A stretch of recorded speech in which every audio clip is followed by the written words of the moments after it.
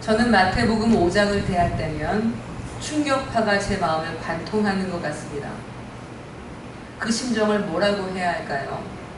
제 삶의 태도가 또 가치관이 무중력 상태가 되는 것 같습니다. 마태복음 5장은 이 세상을 사는 방식과 너무 다른 삶을 살라고 말씀합니다. 마태복음 5장에는 이런 내용이 담겨 있습니다. 마음이 가난한 사람이 되어라. 우는 사람이 되어라. 온유하여라. 의를 위해 줄이고 박해를 받게 되거든 오히려 기뻐해라. 내 오른손 때문에 자꾸 죄를 짓거든 차라리 잘라버리는 게 낫다. 누가 내 오른뺨을 치거든 왼뺨도 돌려대어라. 누가 너에게 속옷을 달라고 고소하거든 겉옷까지도 주어라.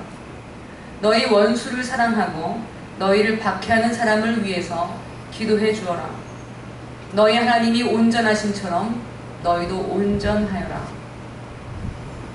여러분, 예수님이 말씀하시는 대로 살 수 있으십니까? 저는 마태복음 5장을 여러 번 읽었지만 읽을 때마다 무중력 상태가 되는 느낌을 받습니다. 만약 예수님이 말씀하시는 대로 실천하는 사람이 있다면 세상에서 어떤 대우를 받을까요? 때려도 맞기만 하고 박해를 받아도 미워할 줄 모르고 울기를 잘하는 사람, 달라고 하면 다 주고 화를 낼 줄 모르는 사람, 이런 사람이 있다면 아마 세상에서 괴롭힘을 당하기가 쉬울 것입니다. 착한 사람도 군중 속에 있으면 덩달아 악해지는 법입니다. 때려도 가만히 맞고 있는 사람을 보면 대개 사람들은 미안한 마음이 드는 것이 아니라 맞을만 하니까 맞고 있다고 생각합니다. 맞는 사람을 보면 계속 때리고 싶어집니다. 더구나 울고 있는 사람이요, 무시하고 침을 뱉을 것입니다. 약하다고 깔볼 것입니다. 함부로 대할 것입니다. 원수에게 대항하지 않고 잠잠히 참는 사람은 어떻습니까? 얼마나 겁이 많으면 원수를 보고도 저렇게 꼼짝도 못하느냐고 비웃는 것이 세상입니다.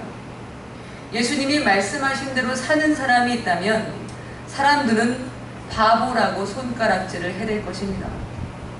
우리가 사는 세상과 마태복음 5장의 격차는 하늘과 땅만큼이나 큰 것입니다. 그래서 마태복음 5장을 읽고 묵상할 때면 마음에 지진이 일어나는 것입니다. 예수님의 말씀은 그 자체로 충격이고 모든 것을 무중력으로 만들어버립니다. 왜냐하면 우리의 삶의 태도와 가치관 모두가 잘못되었다고 고발하는 말씀이기 때문입니다. 저는 마태복음 5장을 묵상하면서 하나님의 초청을 느꼈습니다. 사랑하는 딸아, 이렇게 살기가 어려울 것 같으냐? 네가 이렇게 살도록 내가 도와줄게. 너는 결단만 해라. 내 마음만 열어라. 그러면 내가 하겠다. 사랑하는 여러분, 여러분에게도 하나님은 동일하게 말씀하십니다. 마음을 열라고, 결단만 하면 내가 그렇게 일할 것이라고 말씀하십니다. 왜 우리가 마태복음 5장처럼 살지 못할까요? 그럴 마음이 없기 때문입니다. 그렇게까지 하고 싶지가 않기 때문입니다. 만일 여러분이 마태복음 5장처럼 살기를 진심으로 원하신다면 하나님께서 하실 것입니다. 하나님이 마태복음 5장처럼 살도록 일하실 것입니다. 그런데 그럴 마음이 없습니다. 마태복음 5장처럼 살고 싶지가 않습니다. 때리면 그냥 맞는 것보다 더 세게 때려주는 것이 더 나은 일이라고 생각합니다. 나에게 함부로 하지 않도록 한껏 힘을 과시하는 것이 더 낫다고 생각합니다. 그렇게 사는 것이 여전히 현명해 보이기 때문입니다. 사실 우리에게 하나님께 순종할 마음이 없는 것이 가장 큰 문제입니다. 예수님을 믿은 지 오래되었어도 마태복음 5장처럼 살 마음이 없습니다. 마음이 전혀 변화되지 않은 것입니다. 믿는 사람에게 가장 중요한 것은 마음입니다. 무엇이 가장 중요하다고요? 마음이 중요합니다. 마음을 가꾸는 것이 신앙의 삶입니다. 사람들은 교회 생활을 열심히 하면 믿음이 좋은 것이라고 생각합니다. 그러나 교회에서 열심히 활동하는 것으로 믿음을 평가할 수 없습니다. 교회에 열심히 나와도 여전히 순종하고 싶지 않은 마음으로 가득 찰 수 있습니다. 마음을 가꾸어야 합니다. 우리가 기도하고 말씀을 묵상하는 이유는 마음을 하나님께 내어드리기 위해서입니다. 기도는 하나님께 마음을 드리는 행위입니다. 하나님의 사랑을 체험하며 그 사랑에 반응하는 것입니다. 하나님의 사랑을 마음으로 받아들이고 내 마음이 또 기꺼이 하나님을 사랑하는 것입니다.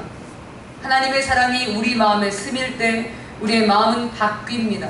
그래서 그 어떤 것도 그리스도의 사랑에서 우리를 끊을 수 없다는 확고한 확신을 얻습니다. 그리스도께서 나를 사랑하는 것이 확실해지면 확실해질수록 그리스도께서 내게 명하시는 모든 것이 전부 나를 위한 것임을 깨닫게 됩니다. 목숨까지 내어주신 분께서 나를 위해서 못하실 것이 무엇이겠습니까? 로마서 8장 32절은 이렇게 말씀합니다. 자기 아들을 아끼지 아니하시고 우리 모든 사람을 위하여 내주시니가 어찌 그 아들과 함께 모든 것을 우리에게 주시지 아니하겠느냐. 아멘. 하나님의 사랑을 받는 사람은, 그 사랑에 붙들린 사람은 마태복음 5장으로 사는 것이 결국 나를 위한 것임을 깨닫게 됩니다. 나를 위해 목숨까지 내어주신 분께서 못 주실 것이 무엇입니까? 가장 좋은 것을 주려 하지 않으시겠습니까? 마태복음 5장대로 살면 내게 유익하기 때문에 그렇게 살라고 하시는 것입니다. 아들아, 결단만 해라. 내 마음만 열어라. 그러면 내가 하겠다. 너는 그저 내 사랑 안에 머물러라. 내가 하겠다. 나를 믿어라. 너에게 가장 좋은 것을 주려는 것이다. 하나님의 사랑의 음성을 듣게 되는 것입니다. 그런데도 마음을 열지 않습니다. 자신의 마음이 어떤 상태인지 관심도 없습니다. 오래 방치돼서 사람의 키만큼이나 풀이 자란 자신의 내면의 뜰을 보지 못하기 때문에 가꿀 마음도 없는 것입니다. 사랑하는 여러분, 내 마음, 내면에 관심을 기울이십시오. 하나님의 말씀을 묵상하면 우리의 내면을 들여다볼 수가 있습니다. 히브리서 4장 12절은 이렇게 말씀합니다. 하나님의 말씀은 살아있고 활력이 있어 좌우의 날선 어떤 검보다도 예리하여 혼과 영과 및 관절과 골수를 찔러 쪼개기까지 하며 또 마음의 생각과 뜻을 판단하나니. 아멘. 하나님의 말씀이 우리의 혼과 영과 관절과 골수를 쪼개서 찔러서 쪼갭니다. 그래서 우리의 마음의 생각과 뜻을 다 드러내십니다. 말씀을 묵상하며 나의 내면을 들여다보면 하나님의 사랑의 목이 마른 자신의 마음을 발견하게 될 것입니다. 사랑하는 여러분, 제가 다시 한번 권면드리건대 마음을 가꾸십시오. 하나님의 사랑에 마음을 여십시오. 내가 마음을 열지 않으면 하나님의 사랑이 아무리 강렬해도 우리 안에 들어올 수가 없습니다. 내가 원하지 않으면 하나님의 그 사랑을 체험할 수가 없습니다. 요한계시록 3장 20절은 이렇게 말씀합니다.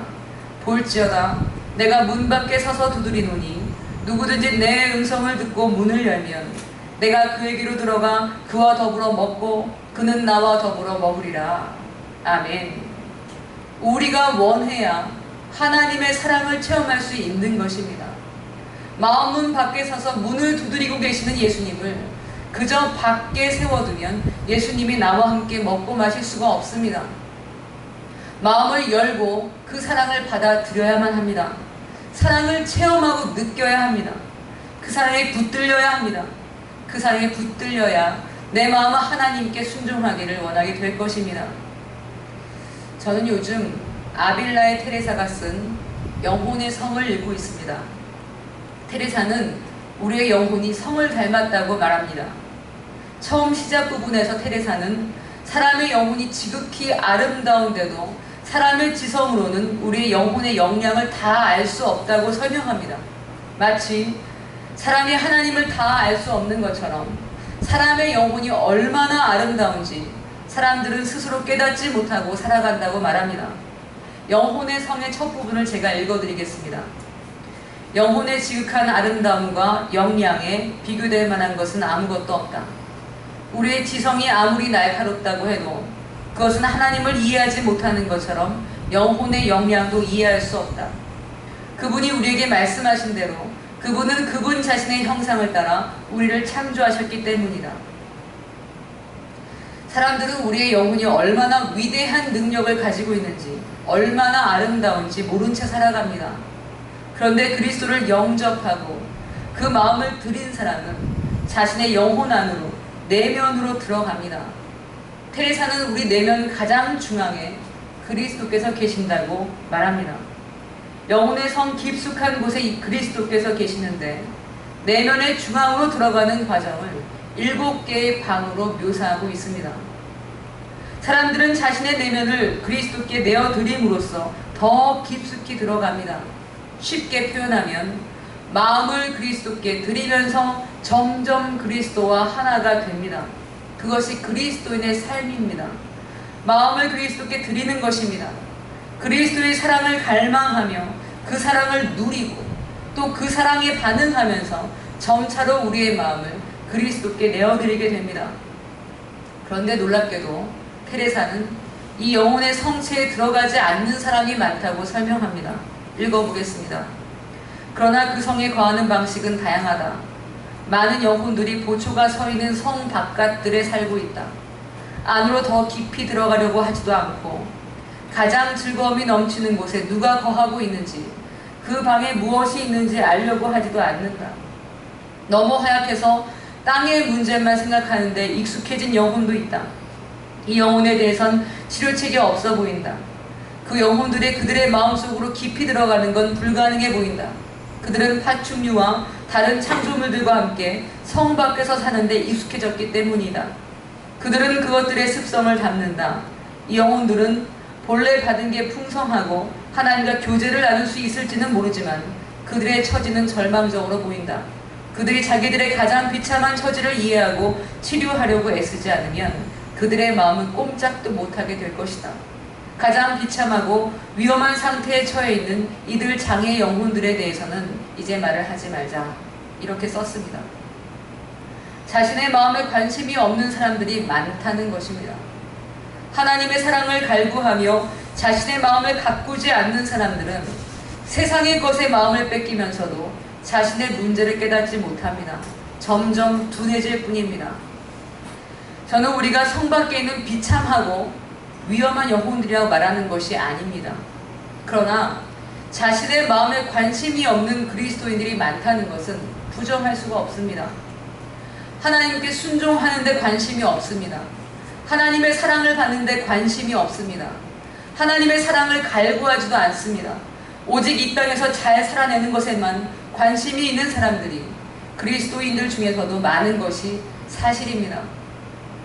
하나님의 사랑을 체험하며 사는 것보다도 기쁨을 누리는 것보다도 세상에서 노는 것이 더 즐거운 그리스도인들, 스마트폰이나 텔레비전의 영상에는 쉽게 마음을 뺏기면서 하나님의 말씀을 묵상하는 데에는 너무나 어색한 사람들, 세상의 걱정, 염려, 근심을 온통 짊어진 채 자기의 힘으로 해결하려고 하면서 온갖 상처를 받고 원망하는 사람들, 은혜를 받고 그 은혜에 거하며 은혜 안에 자유하는 법을 모르는 그리스도인들이 많다는 것이 사실이라는 말씀입니다. 저는 마태복음 5장을 묵상하면서 영혼의 아름다움을 느꼈습니다. 이 세상과 하늘과 땅만큼이야 차이가 큰 삶, 마태복음 5장과 같은 삶을 살아갈 수 있다는 것, 그것만큼 아름다운 게 어디 있습니까? 죄의 노예인 사람은 죽었다 깨어나도 절대로 해낼 수 없는 일입니다. 오직 예수를 믿는 영혼, 하나님의 사랑을 받는 영혼만이 할 수 있는 고귀한 삶인 것입니다. 세상 사람들이 멸시하고 함부로 대하는데도 불구하고 스스로 가난한 심령이 되기를 원하는 사람이 있다면 그 사람은 어떤 사람이겠습니까? 정말 예수님을 사랑하는 사람일 것입니다. 자신의 권리를 보호하기 위해 싸우지 않고 전적으로 하나님을 의지하는 사람이 있다면 그 사람은 정말 그리스도의 사랑을 체험한 사람일 것입니다. 뺨을 맞아도 침을 뱉음을 당해도 하나님이 허락하신 일이라면 무엇이든 감내하는 사람이 있다면 그 사람은 정말 아름다운 영혼입니다. 아무도 인정해주지 않는데도 스스로 예수님이 말씀하시는 대로 바보가 되기를 원하는 사람이 있다면 정말 그것은 그 사람이 하나님의 형상이라는 것을 증명하는 것입니다. 정말 원수를 사랑하는 사람이 있다면 그 사람은 하나님과 하나인 사람입니다. 마태복음 5장이야말로 영혼의 아름다움을 보여주는 것입니다. 마태복음 5장대로 사는 사람은 자신의 힘으로 사는 것이 아닙니다. 내 안에 계신 그리스도께서 하시는 일입니다. 마음을 하나님께 드린 사람, 하나님이 이끄시는 대로 끌려가도록 마음이 단련된 사람들이 마태복음 5장처럼 살 수 있습니다. 사랑하는 여러분, 마태복음 5장처럼 사는 사람을 한마디로 이렇게 말할 수 있습니다. 그 사람은 온유한 사람입니다. 마태복음 5장대로 사는 사람이 온유한 사람입니다.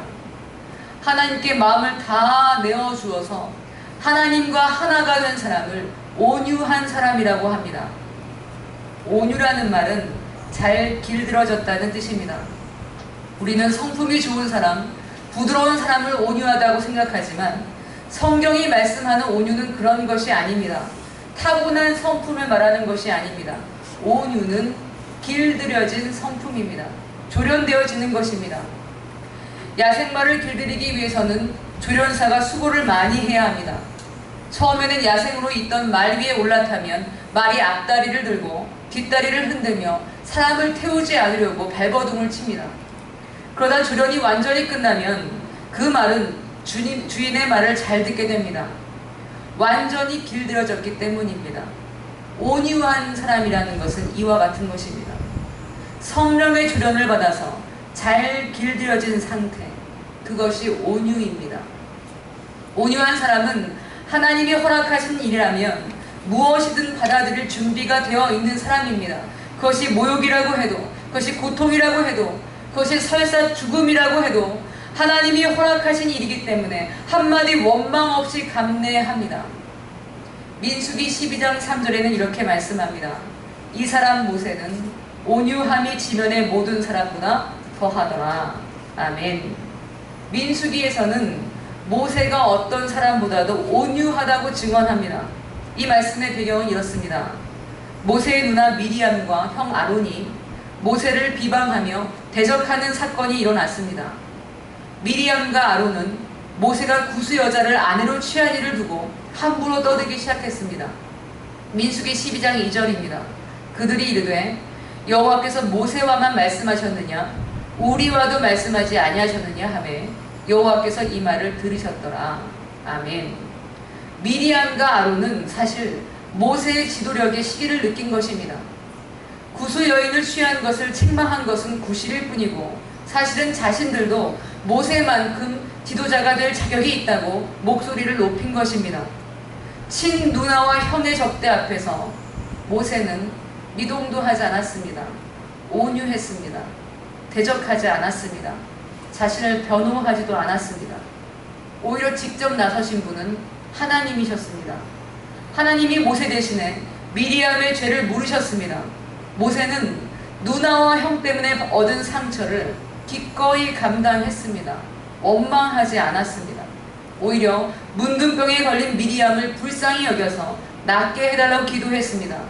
그래서 성경은 모세가 이 세상 사람 중에 가장 온유하다고 증언한 것입니다. 어떻게 모세가 온유한 사람이 되었습니까? 성령께서 조련하셨기 때문입니다. 성령께서 단련시켰기 때문입니다. 모세의 원래 성품은 온유한 사람이 아니었습니다. 본디 혈기가 많은 사람이었습니다. 이스라엘 백성을 괴롭히는 이집트 사람을 돌로 쳐 죽인 사람입니다. 그러나 이집트에서 쫓겨나 40년간 장인의 양을 치면서 모세는 하나님을 느낄 수 없는 영적인 메마름의 시간을 40년이나 겪어야 했습니다. 그 오랜 영적 메마름의 시간이 사실은 모세에게는 하나님의 은혜를 체험하는 시간이었습니다.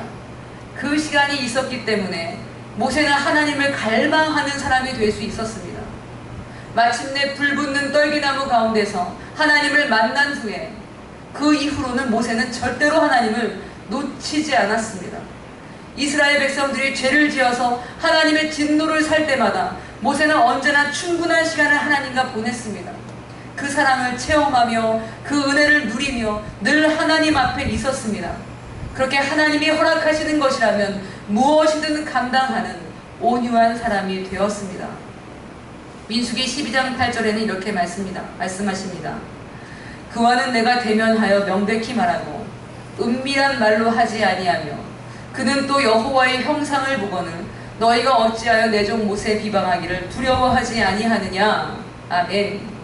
모세는 하나님과 대면한 사람입니다. 하나님의 형상을 직접 봤습니다.